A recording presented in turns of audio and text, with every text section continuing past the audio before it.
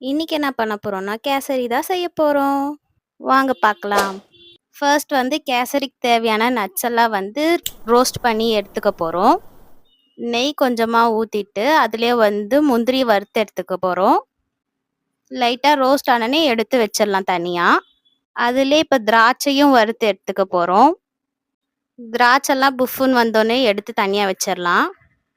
ரவையும் இதிலயே roast பண்ணிடலான்னிட்டு, ரவை எடுத்து ஒரு டம்ளர்ல மெஷர் பண்ணிக்கிட்டேன். அப்பதான் வந்து நமக்கு சுகர் எவ்வளோ போடணுன்றது தெரியும். இந்த டம்ளர் அளவு ஃபர்ஸ்ட்டு நான் மெஷர் பண்ணி எடுத்துக்கிட்டேன். இப்ப சிம்ல வச்சுட்டே வந்து ரோஸ்ட் பண்ணி எடுத்துக்கலாம். கட்டி இல்லாம வரணும். 1 கிளாஸ் ரவைக்கு நம்ம 2 கிளாஸ் தண்ணி ஊத்திக்க போறோம்.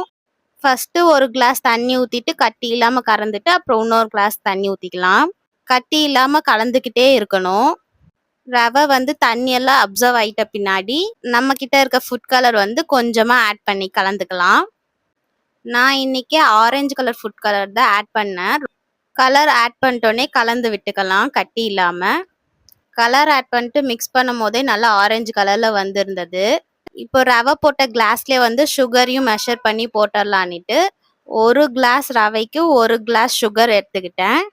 கொஞ்சம் கொஞ்சமா போட்டு நமக்கு கட்டி இல்லாம அத வந்து மிக்ஸ் பண்ணி எடுத்துக்கணும்.